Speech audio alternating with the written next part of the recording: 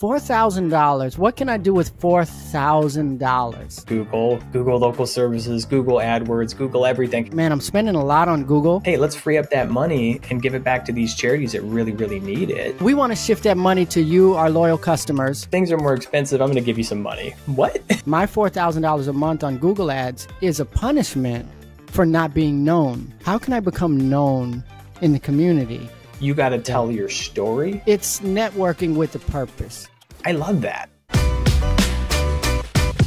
On this video, we are going deep on Google being crazy expensive, how you can save some money with it, and the really awesome, really rewarding flywheel strategies that you can use on social media to give back to your community and grow your business at the same time. This is a win-win for everybody. I love the insights from Michael James Johnson on this. Stay tuned. Please stay to the end. There is so much good content on here. You are not going to want to miss it. My name is Ryan. I'm a business coach. I'm an entrepreneur, and I've got the pleasure of being joined today by Michael James Johnson, who is a phenomenal entrepreneur, been running an HVAC company for 20 years. He's got his own YouTube channel. You can find him at the Michael James Johnson on YouTube. Welcome to the show, man. Hey, thanks for jumping on. Yeah, no problem. No problem. I love it. Love it. And the reason I wanted to have you on is we had a really compelling conversation offline maybe about a week ago about how expensive Google's getting and what you're doing to combat that. And it was completely counterintuitive to what I think me or any entrepreneur would think about as a path for finding new clients. So I wanted to kind of, pick your brain on it a little bit more, dive a little bit deeper on it, just because I was so fascinated in this wonderful marketing strategy that you found. So the thing that we were talking about was that we're giving to charity instead of giving to Google. Can you kind of expand on that a little bit and talk about what you guys are doing in your business now? Yeah. So I'll tell you where it started. So originally I was spending, this was a couple years ago, I think I started looking into man, I'm spending a lot on Google, which is fine. We were spending about $4,500 a month on Google. And as we did the marketing spend analysis every month, I started getting a little frustrated because the Google ads were getting more competitive, more saturated, right? And it was just getting straight up weird, to be honest. So as a kind of... I just want to piggyback off that for a minute because I'm going through the same thing, spending, about $4,000 or $5,000 a month on Google local services, Google AdWords, Google everything. And it used to be, I could get a client to call me for about $20. Now it's like 50, 60. And in my business, I really need to have them, get a service from me 3 or 4 times to make that money back or to make it worth it. It just adds so much pressure. And it's become such a big line item. Yeah, it gets so weird. And then I'm in HVAC, and some of these are like $200 for each person, not each click, but when you talk about the acquisition cost, because some people aren't booking. Yeah. And so I started thinking about 8 months ago, we put out a text message campaign to our customers. So this is how this started, right? The timeline. So I said, well, okay, $4,000. What can I do with $4,000? And it's a good chunk of change. Like there's a lot you can do with that when we start thinking about it. A month, right? So originally it started with a text message campaign that we sent to our customers. And it said something like, hey, we're switching. We're no longer giving money to Google to make this giant corporation rich. The times are tough. Grocery store, gas is expensive. So we want to shift that money to you, our loyal customers. So instead of giving money to Google, we're going to give you $100 if you refer one of your friends. So that's how it started. And that was kind of like just a campaign that we ran, and it got a lot of traction, right? Well, I love the candor in it, right? We're giving this much money to Google. We're going to give it to you. Like, we just don't want to be spending money with Google anymore. And it's a way of sort of being honest with what you're looking for, not necessarily honest, but candid. Right. And I feel like sometimes we shy away from that, like talking about the numbers and the things and the whatever we're doing. But I've only gotten good reactions when I do that. So I love that as a methodology to introduce this referral program. Right. Hey, we're gonna start just giving it back to you. Do you like that? Yeah. I like that too. Cool. Refer me your friends. Yeah, it was amazing. So because the reaction, there was a lot of emotions when we started doing it, because that was when things started going up. They're still going up, but gas was going up. The groceries were up, restaurants were up. Everyone was talking about it. It was chatter everywhere. So we kind of jumped into that chatter with the text message blast to the customers of like, hey, man, groceries are high. Gas is high. You know what? We're giving this money to this corporation. We want to give it to you because you've been supporting us. So if you send us a customer, we're going to shift that money to you. So we tied into the kind of what was already going on. So that's how it started. Well, I love the psychological judo in it, right? Like, because usually the message is things are more expensive, we're going to charge you more. Instead of now it's things are more expensive, I'm going to give you some money. What? Yeah. You got my attention now. Yeah. In a referral, so if I get a click and it's $60, right? So I still have to kind of sell to that person that calls. I have to convince them I'm the right choice. But when I pay someone $100, they give a referral to that friend. A referral is way more powerful than they're clicking air conditioner guys near me, cleaners near me. Yeah. Their friend called me, right? 100%. So that $100 goes further. Yeah, it goes way further than that click. So the closing rate was going way up. And so that's where it started, right? So the next journey was, I was talking to a friend we both know, Brandon Brown. Yeah. And great guy. Amazing guy. So he does his own local initiative. He was telling me about it, where they do a furnace giveaway once a year. They replace someone's entire air conditioner once a year. Yeah. And the cost to install an AC is around $4K or $4 or $5K, because the machine is $3K and then labor and all that, right? Sure, you got to get the crane out and all that. Yeah. So you're around $4,000.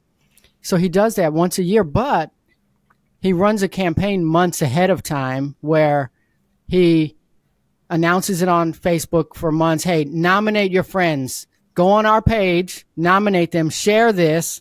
So he's dragging this out for a long time. Yeah. So people are sharing his HVAC company and his giveaway and all that. And then people are coming on and shooting videos and saying, I think they deserve this because of this. Then what they do is when they choose that person that that the city chose or friends chose or whatever, they have the local news come out.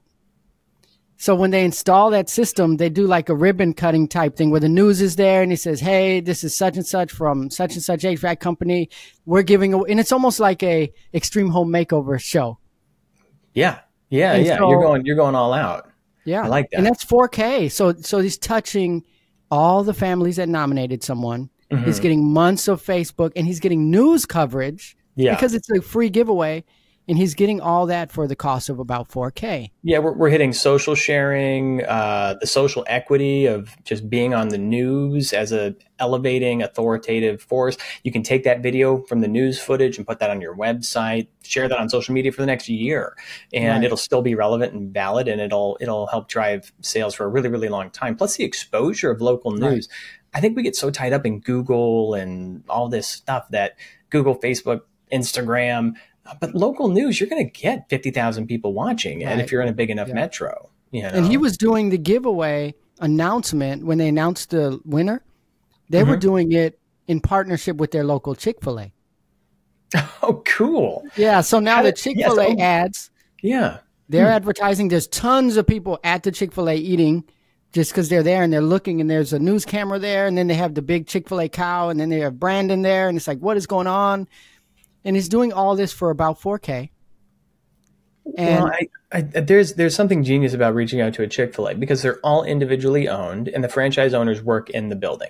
They can only own one. So you can get to the owner of that Chick-fil-A and do a promotion like that. And there's way less barrier to trying to get into any other franchise or retail store. Like, it seems very counterintuitive. Hey, I'm going to go to the chicken people. Right. But Yeah. when you say it, it makes sense and it's kind of genius. Right. And they have a lot of buy-in already, Chick-fil-A. You know, there's already brand social proof or whatever you want to call it. You know, they're in the Chick-fil-A. They have a good brand. Legit. Trust it. They're the nice guys, you know. Yeah. We like that. Yeah. So that's where I started. And as I was talking to Brandon, I realized they're known in their community because of their local initiatives.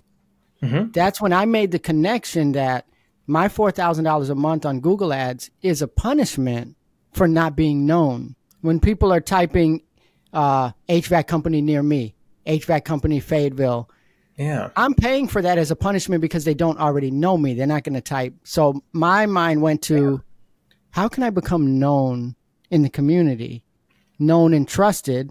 And if you think about it, $4,000 a month, what nonprofit, what really good initiative in your town that's helping kids, sick people? Well, I just want to back up real quick. I love that idea. I'm ruminating on it. You know, paying for Google is the penalty box for not having brand awareness through charity actions and charitable giving and being on social media and finding other places. Basically, you're paying for not doing the guerrilla marketing. Right. It's like a tax. It's a punishment tax for not being known. Yeah. And it definitely feels that way. And whenever I pay the bill, for sure. Right. But then I think, so I just met 2 nonprofits this month because I'm doing like my interview process of, okay, who am I going to support this coming year? Right. Because we have to pick, because if you think about it, if you say, okay, HVAC company, cleaning company, pressure washing company, spending $4K a month on Google, you're getting it back because you're booking calls. But think of these nonprofits that are struggling. They're doing amazing work, incredible work in your town. Some of them, $4,000 a month can change everything. $500 can feed 100 kids at a local thing. Yep. So for me, it's or a whole new high level employee, to help them with their marketing or outreach or whatever, because they get a lot of volunteers, but a lot of nonprofits, they got payroll too. Yep. So you can, the amount of money that we're giving to this big corporation, and it's getting worse and it's getting weird and it's like a punishment for not being known. So what I started doing is saying, okay, number one, how can I be more known in the community? How can my business be tied to the community? Where are the people in my community? Obviously they're at Walmart, most of them. They're at Target, but there's tons of them at the local soccer games. You go to these local Saturdays, it's packed full of moms. Some of these towns, there's 2,000 people out there. They have soccer fields forever. People are there. How can I get right there? By putting my name on the back of these kids, by sponsoring. It doesn't cost $4,000 to sponsor 7 teams, T-shirts. It's probably like $500. If you think about it. Just brand recognition. Yeah. So if I take a soccer team has 10 kids on it, that's 40 kids. That's 40 moms. That's 40 families. Sure. I can sponsor and get some T-shirts. What am I going to spend? About $500-600? And I'm tying myself to the community. Those moms, there's a pretty good chance they're not going to Google HVAC company near me. They're going to say, oh, my AC's broke. They're little boys in the yard kicking the soccer ball with the shirt, right? Yeah. So that's where we started. We started by... I love this shift. I don't mean to cut you off there. I like you're saying, you're throwing out so much gold. I just want to kind of grab it as it's flying by here. I remember you and I were at a conference in January, about 6 months ago. And I remember they called somebody up on stage who had gotten their business to 1.5 million and they didn't even have a website.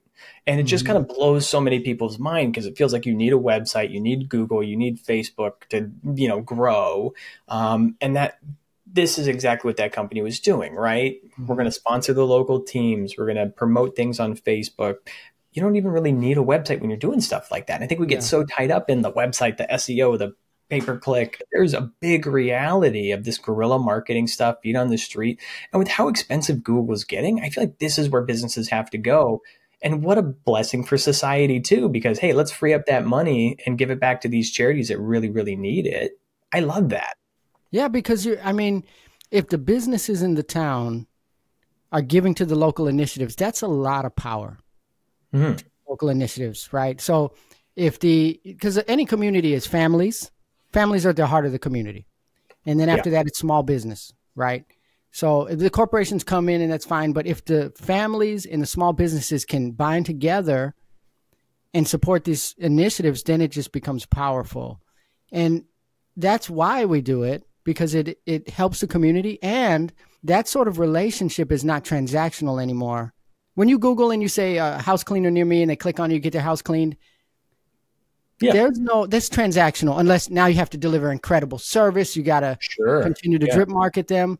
But if you can start before that, you're still going to offer incredible service. You're still going to drip market them, but you're starting not a transactional spot. You're starting at an emotional.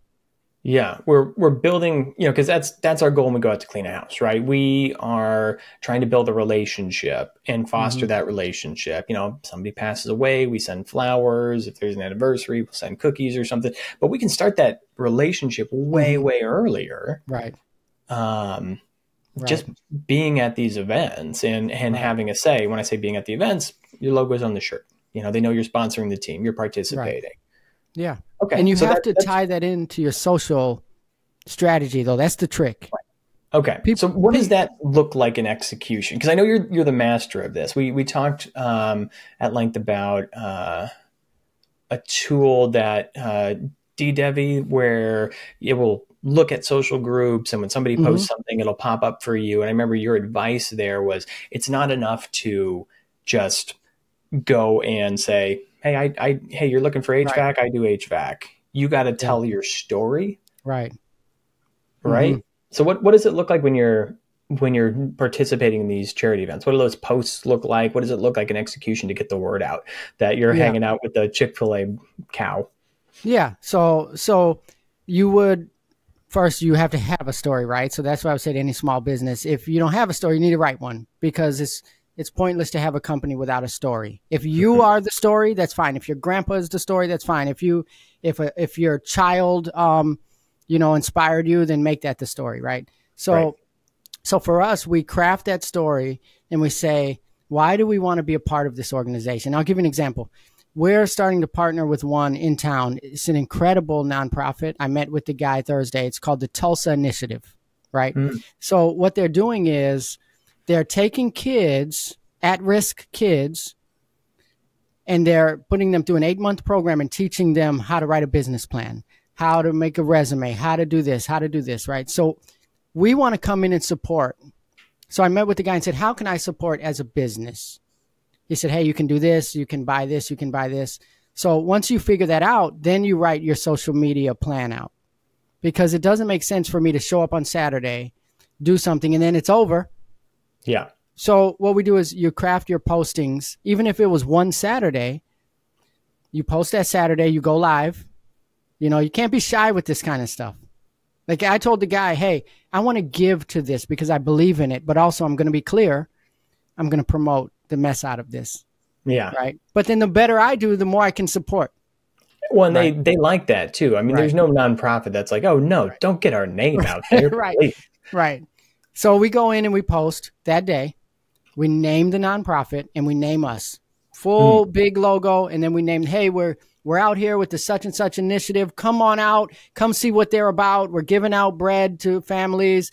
Come by. If you just drive by, just honk. And we're filming these in front of our vans and stuff. We make sure our vans are out there. Of course, Even yeah. though we posted that Saturday, next week, we're going to take some of those photos and videos and post it again. Hmm. And then we're going to post again the next week. And then every time we do something or every time they do something, even if we're not there. So if this organization does something 3 months from now, we're not there, we've partnered with them. So I Yeah. can post, hey, we just want to let you know this initiative is going to be downtown. Go support them. So you're tying your brand with them. You're supporting something local. Right. You're creating an emotional connection to your community. So now you're not just a Google ad anymore. Pick which one. I think that one looks good. Let's try them. Yeah. No, I think that's 100% right. And I love a big piece of what people miss with social media is just posting, "We do HVAC, here's 10% off coupon," transactional, right? And that doesn't resonate. There's no emotion behind it. I mean, there's so much power. I mean, the thing that you said was telling a story. And I Mm-hmm. feel like what we miss as business owners is how important that story is, not only for the business and for the brand, but for the employees working for the brand, for the customers Mm-hmm. seeking the brand out. They can relate to a story. And the other piece that I would usually tell people when it comes to telling stories about these initiatives is, if you're out there giving bread to kids, find a kid or family who's willing to be on camera with you, learn their story and share the story of an individual instead of a big group of people, which helps people kind of hone in on what Mm-hmm. that, pick something that they can take with them. A Yeah. 1,000 starving kids isn't as impactful as little Annie, having to quit school because she had to, sew Right. soccer balls or something to feed her and her family. Way more Yeah. impactful that it's an individual than, Yeah. a big group of Yeah. people. You have to tie something, because it gives you an opportunity to give back. I have a friend who's starting a pressure washing company, and he's brand new. And the first thing we did was name the company and made a story behind the company. So for him, he's washing, so his water's involved. So we came up with, hey, global clean water initiatives and local clean water initiatives. So a portion of every washing is going to go to a clean water initiative because we believe everyone should have access to clean water. Right. Right. So this And I is love different than, I need a pressure washer. It's like, hey, remember that guy that was at the Chamber of Commerce meeting? Or remember that guy that was at the food bank and he was giving? Let's do that. And then we can take that $4K a month and give it to someone who needs it and get that tied to the community. And that's hard to beat when you have a company that's tied to the community. They're at all the events. They're at the food giveaways, they're at the food bank. And then you just have a guy who's like on the Google ad. Yeah. No, I love that a ton. And I think the piece, because I've seen people do this. They start a company, this is the charity I want to support. They put it somewhere on their website, but it's buried. Right. And I think the key that you're shining a spotlight on right now is you've got to toot your own horn here. I know growing up, I grew up with a father who was very much, modesty. Like, you do the right thing because it's the right thing to do. You don't want to make a big deal out of it. Right. And the more I got into business, the more I kind of looked at his success versus the success I was trying to build for myself. The people in my life that were becoming really big and becoming rich were the ones that knew how to sell themselves a little bit. You don't have to go way over the top with it, but if you do something valuable for the community, you should talk about it. You should shine a spotlight on that. And it's better for the community. It's better for that nonprofit organization that you're putting a spotlight on them. Yeah. But it also helps get the word out. And it's a great post. It's a really great feel-good post just to say, hey, this nonprofit is doing something else in 3 months here. Go support them over here. It has nothing to do with your business. It's just a great organization that you're supporting and trying to get some publicity around for free. Helps them and it helps you. And I don't know how many times I've had to have a conversation with people about, social media didn't work for me. And it was just giving out coupons and trying to boost some posts. But I would rather boost a post about, hey, this weekend they're giving out free bread to some families, or Toys for Tots is doing a thing. Go down there and, if you got some toys to donate, here's the drop box. It's way better. It's something people want to share. It's positive and it helps the community and it comes back to you, right? It does. Yeah. Because your chances are, and I get it too, the self-promotion can be emotionally bad if you were raised. I was raised the same way, right? But then I realized, wait a minute, I'm doing this anyway. On my free time, I'm at the church or I'm helping some kid or I'm doing this. So I would do it anyway. So now I'm just letting people know because I have power because each one of our technicians goes to 4 houses a day. That's an opportunity to push this nonprofit that's doing great work. So, but if I don't promote it, I'm not pushing them. So promoting is not just about us. We're just getting a benefit from it so that we can continue to give back, or just keep paying Google every month and it'll be $1,000 a lead. Yeah. I mean, that's the takeaway, right? Like, pay Google or, pay the local nonprofit helping kids. And I think there's another compounding element to volunteering and giving to charity that I think a lot of people misunderstand. So when people come into coaching with me, usually one of the first things I'm encouraging to do that they are almost never doing is joining networking groups. Chamber of Commerce, BNI, property management associations. But a big one is volunteering, especially with volunteering with things around entrepreneurship. So the charity that you had mentioned was teaching kids how to write a business plan and set up a business. There was a similar charity here in Phoenix that I volunteered at a couple of times, and I met so many great entrepreneurs through there. And what a great opportunity just to connect with other people and build your network. And I don't know if you've ever heard the adage, your network is your net worth is the size of your network. Yeah. What a great way to grow that. And just magical things start happening when you start participating in the community and just shaking hands with people that, have needs. And when I say have needs, they need their HVAC Right. reinstalled. Right. They're managing a building that's got 10 HVAC units on it, you know. Yeah. Mm-hmm. And you're serving together. I mean, you and I, we shared a stage together in January, Yep. right? So Mm-hmm. you and I sharing a stage together increases our friendship because we did something together, Right. right? Right. So when I go to Chamber of Commerce meetings or BNI meetings, and sometimes you're just going, you're exchanging cards. Well, you're doing the same thing by volunteering at the nonprofit. It's exactly what you say. I mean, you and I are loading a truck of milk to bring to poor families together, and the conversations strike up. And next thing you know, you own a cleaning company, I own an HVAC company, we share referrals. So it's networking with a purpose. Right. To be seen, to be known. You're putting your heart out there. And if you can take that and stretch that out over social media and post it everywhere, not just that one day, I think that's the trick. You can take that one giveaway event that we served together and post it over 4 or 5 weeks. Why not? You took 1,000 photos, post them. Well, and I think the other thing that people miss too with social media is like, oh, it's got to be new content all the time. But you could probably post that same thing next year because people forget, you know, or they like the classics. Hey, I love that post. I'm glad they did that thing. So, hey, it's 1 anniversary since we, you know, volunteering with this organization. They're still looking for donations. Post the video. You know, that stuff still works. You don't have to reinvent the wheel with every post. You can reuse stuff. And it doesn't always have to be original and new. And, you know, use it. Use it, put it out there. Make it work. Yeah, do it. I believe it. I mean, I post stuff. We post 40 times a week on social media. And when we don't have posts, because we're busy, guess what? I'll go back 2-3 years ago and I'll post them again. Yeah. You know? Yep. And it works. I know you had one post that you were talking about that was just sharing your story of you growing up with your father and your why for starting the business and how much traction that gets and how you'll post that every couple of years. Yep. Yeah. I love that stuff. Yeah. Cool. Well, I appreciate you coming on and just sort of diving deep on the, you know, social media and giving to charity and how these two things don't have to be exclusive. And we can take that Google budget and put it to work in the community, which I just, there's nothing bad about this. I love everything about it. It just seems like such a great way to give back, be a part of the community, and just generally be an awesome human being. So thanks for coming on and sharing it.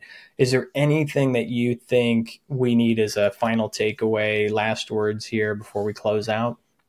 I mean, final takeaway is just do it. Find one local thing that you believe in, get behind it, and post it. So yeah. Post it, and don't just post it the once, you know, right. Hey, right. Next month we're going to doing this thing. Hey, reminder, if you still got donations, send them over here. Come see us this Saturday, then go live on that Saturday. And then, hey, just a reminder, we did this thing. yeah, exactly. I love it. I love it. A little more finesse to it than that, but yeah. All right. Michael, I appreciate you coming on. And once again, if anybody wants to get a hold of you, Michael James Johnson on YouTube, great YouTube channel. Love the videos that you've been putting out. So everybody should go on there, subscribe, follow Michael James Johnson. Really great insights. Awesome, man. Thank you. I appreciate you, brother. Yes, sir. What I want to know in the comments right now from you is what you're going to do to start giving back to your community and getting off the T to Google. Nobody likes giving that much money to Google. I'd rather give it to the community. I'm making changes in my business. I'm going to start giving to a local nonprofit that's right down the street from me that I really, really love. Let me know in the comments what your next move is. You know how I know you're a committed entrepreneur? You stayed till the end. Thanks for hanging out and just absorbing everything from Michael with me. I feel like I learned a lot. I know you did too. So stay subscribed so I can catch you in the next one. Take care.